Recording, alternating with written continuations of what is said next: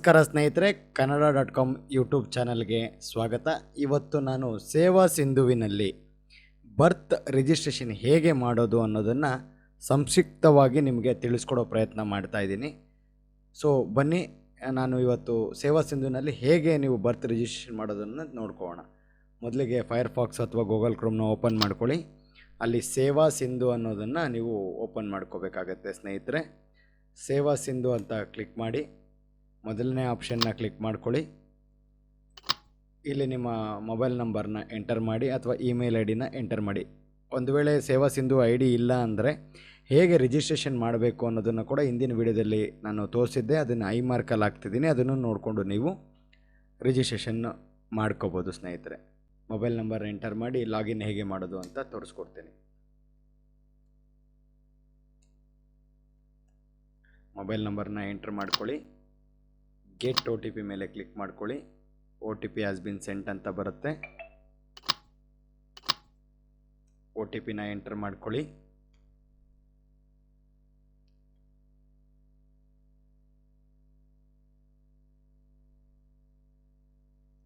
ಅದಾದಮೇಲೆ ಇಲ್ಲಿ ಕ್ಯಾಪ್ಚಾನ ಎಂಟರ್ ಮಾಡ್ಕೊಳ್ಳಿ. ಬಹಳಷ್ಟು ಜನ ಹೇಗೆ ರಿಜಿಸ್ಟ್ರೇಷನ್ ಮಾಡೋದು ಅನ್ನೋದನ್ನು ಕೇಳಿದರು, ಹಾಗಾಗಿ ಈ ವಿಡಿಯೋ ಇದು ತುಂಬ ಡೀಟೇಲ್ ಆಗಿರುತ್ತೆ. ದಯಮಾಡಿ ನೀವು ಸ್ಕಿಪ್ ಮಾಡದೆ ನೋಡಿ. ಯಾರಾದರೂ ಈ ಚಾನಲ್ನ ಸಬ್ಸ್ಕ್ರೈಬ್ ಮಾಡ್ಕೊಂಡಿಲ್ಲ ಅಂಥವರು ಸಬ್ಸ್ಕ್ರೈಬ್ ಮಾಡ್ಕೊಳ್ಳಿ. ಬೆಲ್ ನೋಟಿಫಿಕೇಷನ್ನ ಕ್ಲಿಕ್ ಮಾಡಿಕೊಂಡು ಆಲ್ ನೋಟಿಫಿಕೇಷನ್ ಮೇಲೆ ಸೆಲೆಕ್ಟ್ ಮಾಡಿಕೊಂಡ್ರೆ ನಾನು ಮಾಡೋ ಪ್ರತಿಯೊಂದು ವಿಡಿಯೋನ ನೀವು ನೋಡ್ಬೋದಾಗಿರುತ್ತೆ ಸ್ನೇಹಿತರೆ. ಒಂದು ವೇಳೆ ನೀವು ನೋಡ್ತಾ ಇರೋ ವಿಡಿಯೋ ಯಾರಿಗಾದರೂ ಉಪಯುಕ್ತ ಅನಿಸಿದರೆ ದಯಮಾಡಿ ಶೇರ್ ಮಾಡಿ ಅಂತ ಕೇಳ್ಕೊತಾ ನಾನು ಈ ವಿಡಿಯೋನ ಮಾಡ್ತಾ ಇರೋ ಉದ್ದೇಶ. ಇಲ್ಲಿ ನೀವು ಕಾಣ್ತಾ ಇದೆಯಲ್ಲ, ನಾನು ಹೈಲೈಟ್ ಮಾಡಿರೋ ಮಾರ್ಕು ಅಪ್ಲೈ ಫಾರ್ ಸರ್ವಿಸಸ್ ಅನ್ನೋದನ್ನು ಕ್ಲಿಕ್ ಮಾಡ್ಕೊಳ್ಳಿ. ವ್ಯೂ ಆಲ್ ಅವೈಲೇಬಲ್ ಸರ್ವಿಸಸ್ ಅಂತ ಇರುತ್ತೆ, ಅದನ್ನು ಕ್ಲಿಕ್ ಮಾಡ್ಕೊಳ್ಳಿ. ಸೊ ನಿಮಗೆ ಸಾಕಷ್ಟು ಸರ್ವಿಸಸ್ ಇಲ್ಲಿ ಬರ್ತದೆ. ಇಲ್ಲಿ ನೀವು ನೋಡ್ತಾ ಇರ್ಬೋದು, ಇಲ್ಲಿ ಸರ್ಚ್ ಬಾರ್ ಇದೆ ನೋಡಿ. ಇಲ್ಲಿ ನೀವು ಬರ್ತ್ ಅಂತ ಟೈಪ್ ಮಾಡಿ. ಈಗ ನೀವು ನೋಡ್ಬೋದು, ಇಲ್ಲಿ application for birth certificate, application for birth registration ಅಂತ ಈ ಆಪ್ಷನ್ನ ನೀವು ಚೂಸ್ ಮಾಡ್ಕೋಬೇಕು. ಚೂಸ್ ಮಾಡಿದ ಮೇಲೆ ಇಲ್ಲಿ ಡಿಕ್ಲರೇಷನ್ ರೇಷಿಯೋ ಕಾರ್ಡ್ ಅಂತ ಒಂದು ಬರುತ್ತೆ, ಫಾರಮ್ 1 ಬರುತ್ತೆ. ಡೌನ್ಲೋಡ್ ಮಾಡಿಕೊಂಡು ಇದನ್ನು ಪೂರ್ತಿಯಾಗಿ ಬರೆದು ಅದನ್ನು ಸ್ಕ್ಯಾನ್ ಮಾಡಿ ಇಟ್ಕೋಬೇಕು. ಸ್ಕ್ಯಾನ್ ಮಾಡಿ ಇಟ್ಕೊಳ್ಳೋಕೆ ಮುಂಚೆ ನಿಮ್ಗೆ ಅದು ಫಾರ್ಮ್ಯಾಟ್ ಹೇಗಿರುತ್ತೆ ಅಂತ ತೋರಿಸ್ತೇನೆ. ಡಿಕ್ಲರೇಷನ್ ರೇಷಿಯೋ ಅಂತ ಇದೆಯಲ್ಲ, ರೇಷಿಯೋ ಕಾರ್ಡ್, ಅದನ್ನು ಕ್ಲಿಕ್ ಮಾಡ್ಕೊಳ್ಳಿ. ಇದು ಡೌನ್ಲೋಡ್ ಆಗಿತ್ತಲ್ಲ ಫಾರಮ್ 1 ಅಂತ, ಇದು ನಿಮಗೆ ಬೇಕಾಗುತ್ತೆ. ಯಾಕೆ ಅಂತಂದರೆ ಮಗುವಿನ ಪೂರ್ತಿ ಡೀಟೇಲ್ಸ್ ಇದರಲ್ಲಿ ಬರುತ್ತೆ. ಜನನದ ವರದಿ ಅಂತ ನಮೂನೆ 1 ಫಾರಮ್ 1. ಇಲ್ಲಿ ನಿಮಗೆ ಕೊಟ್ಟಿರ್ತಕ್ಕಂಥ ಎಲ್ಲ ಡೀಟೇಲ್ಸ್ನ ಕೇರ್ಫುಲ್ಲಾಗಿ ಫಿಲ್ ಮಾಡಿ. ಇದಕ್ಕೆ ಬೇಕಾಗಿರ್ತಕ್ಕಂಥ ನೀವು ನೋಡ್ಬೋದು, ಸೀರಿಯಲ್ ನಂಬರ್ 1, 2, 3, 4, 5, 6 ಅಂತ ಏನಿದೆ, ಇದಕ್ಕೆ ಸಂಬಂಧಪಟ್ಟಂತೆ ನಿಮಗೆ ಇಲ್ಲಿ ಸೂಚನೆಗಳನ್ನು ಕೊಟ್ಟಿರ್ತಾರೆ. ಆ ಸೂಚನೆಗಳನ್ನು ನೋಡಿಕೊಂಡು ಇದನ್ನು ನೀವು ಕರೆಕ್ಟಾಗಿ ಫಿಲ್ ಮಾಡ್ಕೋಬೇಕು. ಫಿಲ್ ಮಾಡಿದಾಗ ಅದೆಲ್ಲ ಕರೆಕ್ಟಾಗಿದೆ ಅನಿಸಿದ್ರೆ ಅದನ್ನು ಸ್ಕ್ಯಾನ್ ಮಾಡಿಟ್ಕೊಂಡು ನೀವು ಬರ್ತ್ ರಿಜಿಸ್ಟ್ರೇಷನ್ಗೆ ಹೋಗ್ಬೋದು. ಸೊ ಅವೆರಡು ಡೌನ್ಲೋಡ್ ಮಾಡಿ ಪ್ರಿಂಟೌಟ್ ಆದಮೇಲೆ ಪ್ರೊಸೀಡ್ ಟು ಅಪ್ಲೈ ಅನ್ನೋದನ್ನು ಕ್ಲಿಕ್ ಮಾಡ್ಕೊಳ್ಳಿ. ಕ್ಲಿಕ್ ಮಾಡಿದ ಮೇಲೆ ಇಲ್ಲಿ ನೀವು ನೋಡ್ತಾ ಇರ್ಬೋದು, ಪೇಜ್ ಓಪನ್ ಮಾಡುತ್ತೆ. ಇಲ್ಲಿ ನಿಮಗೆ ಕನ್ನಡ ಅಥವಾ ಇಂಗ್ಲೀಷ್ ಅಂತ ಕೇಳುತ್ತೆ. ಡೀಟೇಲ್ಸ್ ಏನಿದೆ ಅಂದರೆ ತಾಯಿಯ ಆಧಾರ್ ಕಾರ್ಡ್ ಡೀಟೇಲ್ಸ್ ಅದೆಲ್ಲ ಪೂರ್ತಿ ಡೀಟೇಲ್ಸ್ ಇಲ್ಲಿ ಬರುತ್ತೆ. ಇಮೇಲ್ ಐ ಡಿ ಆಪ್ಷನಲ್ಲೂ ನೀವು ಬೇಕಾದರೆ ಇಮೇಲ್ ಐ ಡಿ ಹಾಕ್ಕೋಬೋದು. ಕಾಂಟ್ಯಾಕ್ಟ್ ನಂಬರ್ನ ಕೊಡಿ. ಆಮೇಲೆ residence of the mother Karnataka ಅಂತ ಕೇಳಿದ್ರೆ ಎಸ್ ಅಂತ ಕೊಡಿ. ಅವರು ಒಂದು ವೇಳೆ ಕರ್ನಾಟಕ ಬಿಟ್ಟು ಬೇರೆ ಇದ್ದರೆ ಈ ಸೇವಾ ಸಿಂಧುನಲ್ಲಿ ಅಪ್ಲಿಕೇಶನ್ ಹಾಕಿದ್ರೆ ಅದು ರಿಜೆಕ್ಟೇ ಆಗುತ್ತೆ. ಸೊ ಅದಕ್ಕಾಗಿ ನೀವು ಇಲ್ಲಿ ಎಸ್ ಅಂತ ಕೊಡಬೇಕಾಗತ್ತೆ. Applicants relation with the new Born ಅಂತ ಕೇಳ್ತಾ ಇದೆ. ಫಾದರ್ ಅಥವಾ ಮದರ್ ಕೊಡಿ. ಮದರ್ನ ಕೊಟ್ಟು ಮದರ್ ಡೀಟೇಲ್ಸ್ನ ಕೊಡಿ. ರಿಜಿಸ್ಟ್ರೇಷನ್ ಡೇಟು ಇದು ಯಾವತ್ತು ನೀವು ಅಪ್ಲೈ ಮಾಡ್ತಿದ್ದೀರಲ್ಲ ಆವತ್ತಿನ ಡೇಟ್ ಇಲ್ಲಿರುತ್ತೆ. ಯಾಕಂದರೆ ಮಗು ಹುಟ್ಟಿದ 21 ದಿನಗಳ ಒಳಗಡೆ ನೀವು ಈ ಅಪ್ಲಿಕೇಶನ್ನ ಹಾಕಬೇಕಾಗತ್ತೆ ಸ್ನೇಹಿತರೆ. ಮತ್ತು ಕನ್ಫ್ಯೂಸ್ ಆಗಬೇಡಿ.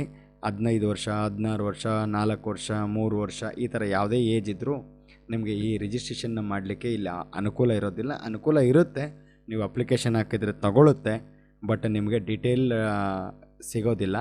ನೀವು ಬರ್ತ್ ಆ್ಯಂಡ್ ಡೆತ್ ಆಫೀಸರ್ನ ಭೇಟಿ ಮಾಡಬೇಕಾಗತ್ತೆ. ಮಗು ಹುಟ್ಟಿರೋ ಜಾಗದಲ್ಲಿ ಯಾವುದೇ ಒಂದು ಸಂಬಂಧಪಟ್ಟ ಇಲಾಖೆಯಲ್ಲಿ ಬರ್ತ್ ಆಫೀಸರ್ ಇರ್ತಾರೆ, ಆ ಆಫೀಸರ್ನ ಭೇಟಿ ಮಾಡಿ ನೀವು ಫಿಸಿಕಲಾಗಿ ಅಪ್ಲಿಕೇಶನ್ ಕೊಡಿ. Time of birth, time, date ಅದೆಲ್ಲ ಕೊಡಿ. ಮಗು ಗಂಡ ಅಥವಾ ಹೆಣ್ಣ ಅನ್ನೋದನ್ನು ಕೇಳುತ್ತೆ. ಗಂಡಾಗಿದ್ದರೆ ಗಂಡು ಕ್ಲಿಕ್ ಮಾಡಿ, ಹೆಣ್ಣಾಗಿದ್ದರೆ ಹೆಣ್ಣಂತ ಕ್ಲಿಕ್ ಮಾಡಿ, ಅದನ್ನು ನೀವು ನೋಡಿಕೊಂಡು ಕ್ಲಿಕ್ ಮಾಡ್ಕೊಳ್ಳಿ. ನೀವು ಮಗುಗೆ ಏನು ಹೆಸರು ಇಡ್ತಿದ್ದೀರಿ ಆ ಹೆಸರನ್ನ ಇಲ್ಲಿ ಟೈಪ್ ಮಾಡ್ಕೊಳ್ಳಿ. ನಿಮ್ಮ ಫ್ಯಾಮಿಲಿ ಐ ಡಿ ಒಂದು ವೇಳೆ ನಿಮಗೆ ರೇಷನ್ ಕಾರ್ಡ್ ಇದ್ದರೆ ಫ್ಯಾಮಿಲಿ ಐ ಡಿ ಅನ್ನೋದೊಂದು ಬರುತ್ತೆ. ಆ family I D already fetch ಆಗಿರುತ್ತೆ. ಸೊ ಆ ಐ ಡಿ ಅಲ್ಲಿ ಇಲ್ಲ ಅಂತಂದರೆ ನೀವು ಕುಟುಂಬ ಐ ಡಿ ಜನ್ರೇಟ್ ಹೇಗೆ ಮಾಡೋದು ಅನ್ನೋದನ್ನು ಕೂಡ ನಾನು ತೋರಿಸಿದ್ದೀನಿ ಹಿಂದಿನ ವೀಡಿಯೋದಲ್ಲಿ. ಈ ಐ ಮಾರ್ಕಲ್ಲಿ ನಿಮ್ಗೆ ಅದು ಕಾಣುತ್ತೆ. ಸೊ ನೀವು ಅದನ್ನು ಕೂಡ ನೋಡ್ಬೋದು, ಇಲ್ಲಾಂದರೆ ಡಿಸ್ಕ್ರಿಪ್ಷನಲ್ಲಿ ಕೊಟ್ಟಿರ್ತೀನಿ, ಅದನ್ನು ನೋಡಿಕೊಂಡು ಕುಟುಂಬ ಐ ಡಿ ಜನ್ರೇಟ್ ಮಾಡಿಕೊಂಡು ಈ ಅಪ್ಲಿಕೇಶನ್ಗೆ ಬನ್ನಿ. ಇನ್ನು ಮೆಂಬರ್ ಐ ಡಿ ಅಂತ ಕೇಳ್ತಾ ಇದೆ. ಫ್ಯಾಮಿಲಿ ಮೆಂಬರ್ಸ್ ಕುಟುಂಬ ಐ ಡಿನಲ್ಲಿ ಯಾರ್ಯಾರು ಇದ್ದಾರಲ್ವ ಅದರಲ್ಲಿ ಕೊಡ್ತಾ ಇದ್ದಾರೆ. ಇಲ್ಲಿ ಫಾದರ್ಸ್ ಇನ್ಫಾರ್ಮೇಷನ್ ಕೇಳಿರೋದ್ರಿಂದ ಸೊ ಮಗುವಿನ ತಂದೆ ಅವ್ರನ್ನ ಕ್ಲಿಕ್ ಮಾಡ್ಕೊಳ್ಳಿ. ಫಾದರ್ ನೇಮ್ ಇನ್ ಇಂಗ್ಲೀಷ್ ಅಂತ ಬರುತ್ತೆ, ಅದು ಚೂಸಿಂಗ್ ಏನು ಇರೋದಿಲ್ಲ, ಅದು ಆಟೋಮೆಟಿಕ್ ತಗೊಳುತ್ತೆ. ಇನ್ನು ನೆಕ್ಸ್ಟ್ ಮದರ್ ನೇಮ್ ಕೇಳುತ್ತೆ. ಮದರ್ ಯಾರು, ತಾಯಿ, ಮಗುವಿನ ತಾಯಿ, ಅವ್ರನ್ನ ಕ್ಲಿಕ್ ಮಾಡಿ, ಅದು ಕೂಡ ಇಂಗ್ಲೀಷಲ್ಲಿ ಹಾಗೆ ಬರುತ್ತೆ. Address of the parents at the time of birth of the child ಅಂತ ಕೇಳಿದ್ದಾರೆ. ಅದು ಇಂಡಿಯಾ ಅಂತಲೇ ಚೂಸ್ ಮಾಡ್ಕೊಳ್ಳಿ. ನೀವೇನಾದರೂ ಒಂದು ವೇಳೆ ಫಾರಿನ್ ಇದ್ದರೆ ಫಾರಿನ್, ಔಟ್ಸೈಡ್ ಇಂಡಿಯಾ ಅಂತ ಕ್ಲಿಕ್ ಮಾಡ್ಕೊಳ್ಳಿ. ಸೊ ಇಂಡಿಯಾ ಆಗಿರೋದ್ರಿಂದ ಇಲ್ಲಿ ನಿಮಗೆ building, house number, street, locality, building name ಇದೆಲ್ಲ ನೀವು ನೋಡ್ಕೊಂಡು ಚೂಸ್ ಮಾಡ್ಕೊಳ್ಳಿ. ಸ್ಟೇಟು ಕರ್ನಾಟಕನೇ ಇರುತ್ತೆ, ಕ್ಲಿಕ್ ಮಾಡ್ಕೊಳ್ಳಿ. ಡಿಸ್ಟಿಕ್ಕು ನೀವು ಯಾವ್ಯಾವ ಜಾಗದಲ್ಲಿ ಆ ಮಗು ಹುಟ್ಟಿದೆ ಆ ಜಾಗನ ಇದು ಮಾಡ್ಕೊಳ್ಳಿ. ಅದಾದ ಮೇಲೆ ತಾಲೂಕು ಸೆಲೆಕ್ಟ್ ಮಾಡ್ಕೊಳ್ಳಿ. ವಿಲೇಜ್ ಪಿನ್ ಕೋಡ್ನ ಕರೆಕ್ಟಾಗಿ ಮೆನ್ಷನ್ ಮಾಡಿ.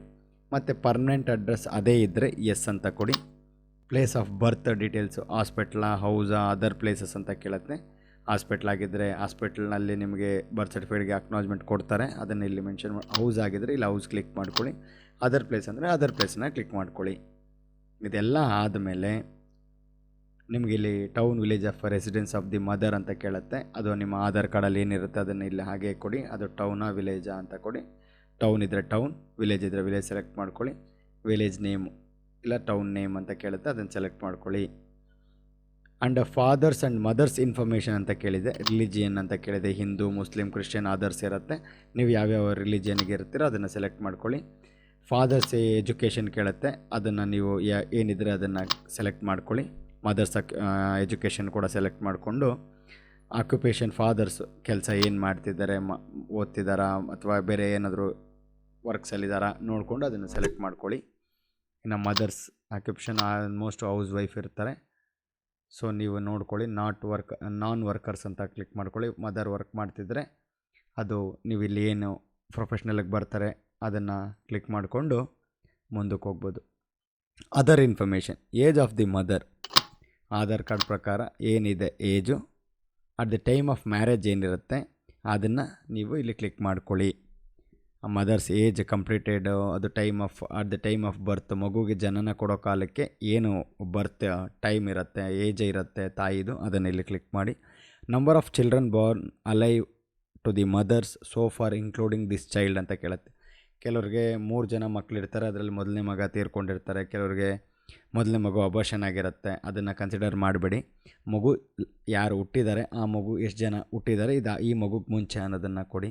Number of children born alive to the mother so far including ಅನ್ನೋ ಜಾಗದಲ್ಲಿ ಕ್ಲಿಕ್ ಮಾಡಬೇಕು. ಅದನ್ನು ಕ್ಲೀನಾಗಿ ಟೈಪ್ ಮಾಡ್ಕೊಳ್ಳಿ, ಅದನ್ನು ನೋಡ್ಕೊಳ್ಳಿ. ಮೆಥಡ್ ಆಫ್ ಡೆಲಿವರಿ ಅಂತ ಕೇಳಿದ್ದಾರೆ ನೋಡಿ ಇಲ್ಲಿ. ಅದಕ್ಕೆ ಮುಂಚೆ type of attention of delivery ಅಂತ ಕೇಳಿದೆ. ಇನ್ಸ್ಟಿಟ್ಯೂಷನಲ್ ಗೌರ್ಮೆಂಟ್ ಹಾಸ್ಪಿಟ್ಲಲ್ಲಿದ್ದಾರೆ, private hospital, doctor, nurse, trained midwife ಯಾರಾದರೂ ಮನೆ ಹತ್ರ ಇದು ಮಾಡಿದ್ದಾರೆ ಅದು ನೋಡ್ಕೊಳ್ಳಿ. ಅದನ್ನ ರಿಲೇಟಿವ್ಸಿಂದ ಏನಾದರೂ ಹೆರಿಗೆ ಆಗಿದೆಯಾ ನೋಡ್ಕೊಳ್ಳಿ, ಅದನ್ನು ಅಲ್ಲಿ ಕ್ಲಿಕ್ ಮಾಡ್ಕೊಳ್ಳಿ. ಮೆಥಡ್ ಆಫ್ ಡೆಲಿವರಿ ಅಂತ ಕೇಳಿದ್ದಾರೆ. ನಾರ್ಮಲ್ಲು, ಸಿಸೇರಿಯನ್ನು, ಫೋರೋಸ್ಕೇಪು, ವ್ಯಾಕ್ಯೂಮು, ನಾಸ್ಟೇಟೆಡ್ ಅಂತ ಇರುತ್ತೆ. ಇದನ್ನು ನೀವು ನಾರ್ಮಲ್ ಡೆಲಿವರಿ ಆಗಿದ್ದರೆ ನಾರ್ಮಲ್ಲು, ಸಿಸೇರಿಯನ್ ಆಗಿದೆ ಸಿಸೇರಿಯನ್ನ ಕ್ಲಿಕ್ ಮಾಡ್ಕೊಳ್ಳಿ. ಬರ್ತ್ ವೆಯ್ಟ್ ಇನ್ ಕಿಲೋಗ್ರಾಮ್ಸು, ಮಗು ಹುಟ್ಟಿದಾಗ ಎಷ್ಟು kg ಇತ್ತು ಅನ್ನೋದನ್ನು ಇಲ್ಲಿ ಟೈಪ್ ಮಾಡ್ಕೊಳ್ಳಿ. ಡ್ಯೂರೇಷನ್ ಆಫ್ ಪ್ರೆಗ್ನೆನ್ಸಿ, ಎಷ್ಟು ವಾರಗಳ ಕಾಲ ನೀವು ಪ್ರೆಗ್ನೆನ್ಸಿ ಆಗಿದ್ರಿ ಅಂದರೆ ಪ್ರೆಗ್ನೆಂಟ್ ಆಗಿದ್ರಿ ಅನ್ನೋದನ್ನು ಇಲ್ಲಿ ಕರೆಕ್ಟಾಗಿ ಟೈಪ್ ಮಾಡಿಕೊಂಡು ಇಲ್ಲಿ 98 ಏನು ಕ್ಯಾಪ್ಚಾ ನಿಮಗೆ ಕೊಡ್ತಾರೆ ಅದನ್ನು ನೀವು ಮಾಡಿ ಸಬ್ಮಿಟ್ ಮಾಡಿದರೆ ನಿಮ್ಮ application birth and death officer ಲೆವೆಲ್ಗೆ ಹೋಗುತ್ತೆ. ಆಯಾಯ ಜಿಲ್ಲೆಗಳಲ್ಲಿ ಆಯಾಯ ಬರ್ತ್ ಆಫೀಸರ್ಗೆ ಹೋಗುತ್ತೆ. Director of economics and statistics ಜನನ ನೋಂದಣಿಗೆ ಅರ್ಜಿ ಈ ಸಂಬಂಧಪಟ್ಟ ಇಲಾಖೆಗೆ ಹೋಗಿ ನಿಮ್ಮ ಅಪ್ಲಿಕೇಶನ್ ಎವ್ಯಾಲ್ಯೂಯೇಷನ್ ಮಾಡಿರ್ತಾರೆ. ಏನಾದ್ರು ಡೌಟ್ ಇದ್ದರೆ ನಿಮಗೆ ಫೋನ್ ಮಾಡ್ಬೋದು ಅಥವಾ ನಿಮಗೆ ಅಕ್ನಾಲಜ್ಮೆಂಟ್ ಕಳಿಸ್ತಾರೆ. ನೀವು ನೋಡಿಕೊಂಡು ಅಲ್ಲಿಗೆ ಹೋಗಿ ಬರ್ತ್ ಆಫೀಸನ್ನು ಭೇಟಿ ಮಾಡಿ ನಿಮ್ಮ ಮಗುವಿನ ಜನನ ಪ್ರಮಾಣ ಪತ್ರನ ತಗೋಬೋದು. ಇದಾಗಿತ್ತು ಫ್ರೆಂಡ್ಸ್ ಇವತ್ತಿನ ವಿಡಿಯೋ. ನಿಮಗೇನಾದರೂ ಈ ವಿಡಿಯೋ ಇನ್ಫಾರ್ಮೇಷನ್ ಇಷ್ಟ ಆಗಿದ್ದರೆ ಲೈಕ್ ಮಾಡಿ, ಯಾರಿಗೆ ಈ ಥರದ್ದೊಂದು ಇನ್ಫಾರ್ಮೇಷನ್ ಬೇಕೋ ಅಂಥವ್ರಿಗೆ ಈ ವಿಡಿಯೋನ ಶೇರ್ ಮಾಡಿ, ನಮ್ಮ ಚಾನಲ್ನ ಸಪೋರ್ಟ್ ಮಾಡಿ ಅಂತ ಕೇಳ್ಕೊತಾ ಈ ವಿಡಿಯೋನ ಇಲ್ಲಿಗೆ ಮುಗಿಸ್ತಾ ಇದ್ದೀನಿ. ನಮಸ್ಕಾರ.